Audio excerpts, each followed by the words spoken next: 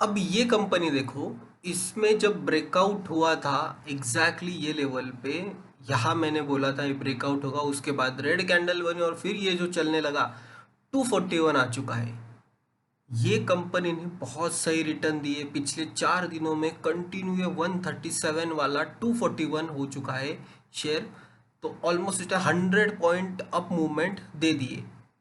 अब इसमें इन्वेस्ट करें क्या? तो पहला मेरा आंसर होगा कि ये लेवल पे नहीं, पर इसमें इन्वेस्ट आप कर सकते हो। मैं बताऊंगा कौन से लेवल पे करना है। ये जो जोन है, ये जोन सप्लाई जोन है। तो 241 ये सप्लाई जोन होने के कारण इसमें अब थोड़ा सा डाउनफॉल आएगा और फिर ये ब्रेकआउट देगा। मतलब ये मैं कंफर्म नहीं बोल सकता, शायद कल इसमें ब्रेकआउट भी दे दे, बट मेरे हिसाब से वो होना नहीं चाहिए। ये नीचे आना चाहिए, ऐसे जाके फिर इसने ब्रेकआउट देना चाहिए। क्योंकि अगर ये सीधे सीधे निकल गया तो वो ब्रेकआउट कुछ मतलब वहां पे एंट्री नहीं ले सकते। नीचे आया 200 के आसपास आया तो वहां हम एंट्री बना के इसमें इन्वेस्ट कर सकते हैं। तो आपको याद रखना है ये शेयर, क्योंकि अभी ये रेजिस्टेंस लेवल है इसका, यहाँ से इसने रिजेक्शन लिया था 2022 में, अभी 2023 में फिर से वो लेवल पे आ चुका है। यहाँ से रेजिस्टेंस लेने के चांसेस हाई हो जाते हैं, इसलिए यहाँ लेवल पे आप इन्वेस्ट नहीं करना है। इसके नीचे जब डिक्लाइन होगा तब हम करेंगे, क्योंकि ये जो गैप है ये गैप भी भरा जाएगा। तो प्रॉपर परफेक्ट लेवल होगा इसका 220। अगर ये लेवल के आसपास आपको मिलता है, 220 के आसपास अगर आपको मिलता है तो इसमें आप पोजीशन क्रिएट कर सकते हो 220 लेवल के आसपास, और फिर हम इसमें इन्वेस्ट करके चलेंगे। अब इसमें पॉजिटिव बातें क्या है पहले वो देख लेते हैं। यहाँ देख सकते हो आप वॉल्यूम, ये देखो वॉल्यूम कैसे इंक्रीज हुआ है। आरएसआई एमएससीडी पे ये वॉल्यूम इंडिकेटर हमें दिखा रहा है कि कंटिन्यू इसमें वॉल्यूम बढ़ते जा रहा है और शेयर ऊपर की तरफ जा रहा है। तो ये पॉजिटिव बात है, वॉल्यूम इंक्रीज है इसमें। अब हम देखते हैं कंपनी के फंडामेंटल। कंपनी 525 करोड़ की छोटी सी कंपनी, 7 का पी, सस्ता पी है, बुक वैल्यू 168 है इसकी, आरओसी 25%, आरओई 20%, फेस वैल्यू 5। तो ये हो गया कंपनी का ओवरऑल स्ट्रक्चर। 168 बुक वैल्यू है, तो बुक वैल्यू के नीचे जब ट्रेड कर रहा था तभी हमने कैच किया था इसे, अब ये ऊपर चला गया। अब company provides broad range of financial products and services to individual and corporates को ये financial products and services provide करती है। मास्टर ट्रस्ट इसका नाम है। Such as equity trading, derivative trading, currency trading, commodity, algo, depository, wealth management, insurance, research and advisory and merchant banking, ऐसी services ये company provide करती है। वेरियस प्रोडक्ट इनके जैसे कि master swift, master mobile, master web, master trader, master trust, API etcetera, ये इनके product है। ब्रांच नेटवर्क, इनकी ब्रांच कहाँ पे है? तो पंजाब, हरियाणा, दिल्ली, चंडीगढ़ और उत्तर प्रदेश में इनकी ब्रांचेस हैं। लास्ट टाइम इनका ब्रोकिंग से रिवेन्यू देखो, FY21 87% ब्रोकिंग से आया और other 8%, portfolio management 2% and other 3% इनका रेवेन्यू जनरेशन है।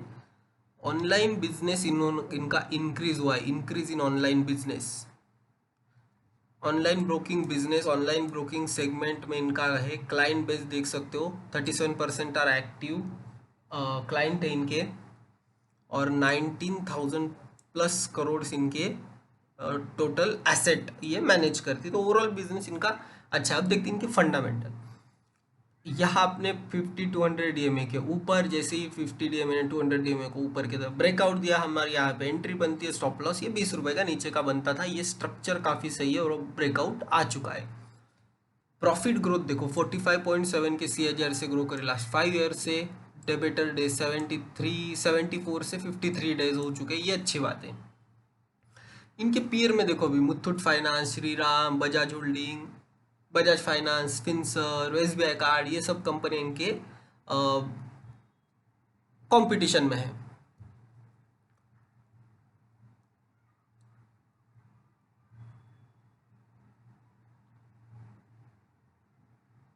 ऑपरेटिंग प्रॉफिट देखो, ऑपरेटिंग प्रॉफिट 2020 में 33 करोड़ का था, फिर 63 करोड़ हो गया, 109 करोड़ हो गया, 2030 में 120 करोड़ हो गया इनका ऑपरेटिंग प्रॉफिट।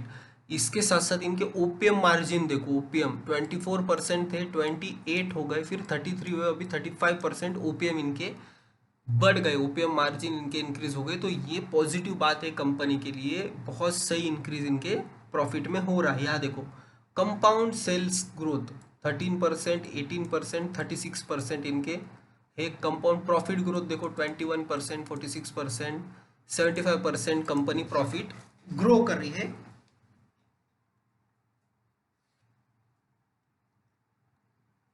रिजर्व्स कंपनी के पास 354 करोड़ के हैं और बोरोइंग 159, तो अगर चाहे तो ये डेट फ्री हो सकती है आने वाले टाइम में।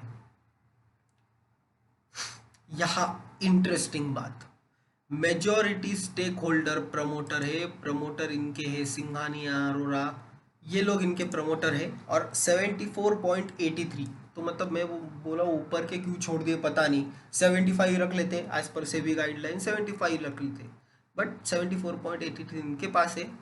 गवर्नमेंट के पास 0.02 और पब्लिक के पास सिर्फ 25% है। इसमें भी ये जो जीएस ऑटो लीजिंग इनके पास 14% था, तो इनके पास 14% है, बचा हुआ 10% जो रिटेल ट्रेडर्स है उनके पास हो सकता है, मेरे हिसाब से हो सकता है 10%। ब्लॉक डील की अगर मैं बात करूँ तो ब्लॉक डील में तो मुझे कुछ ऐसा खास दिख नहीं रहा, ये रेगुलर से ही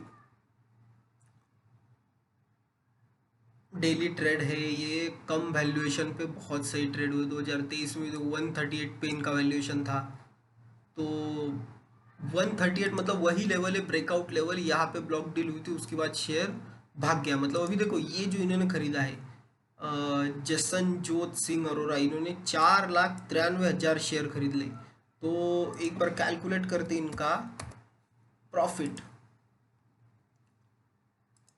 4,93,000 शेयर्स इन्होंने खरीदे हैं और अब उसका भाव हो चुका है 100 रुपीज से अब।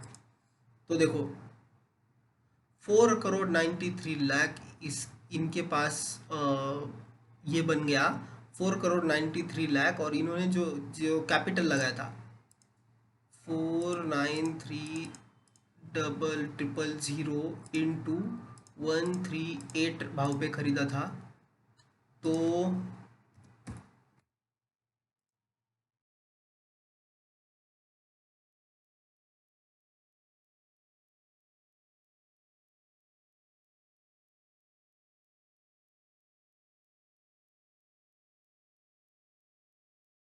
छः करोड़ का इन्होंने माल खरीदा था, टोटल 6 करोड़ का, और उसमें उनको प्रॉफिट हो गया अभी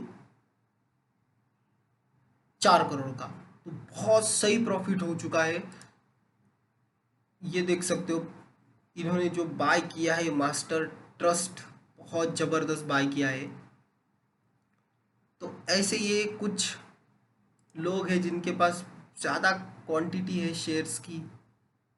प्राइम इंडस्ट्रीज भी इनके पास, एक प्राइम इंडस्ट्रीज भी है, प्राइम इंडस्ट्रीज का शेयर है इनके पास जो कि कंटिन्यू अपर सर्किट पे चल रहा है। तो ये भी एक सही इनकी बेट रही है।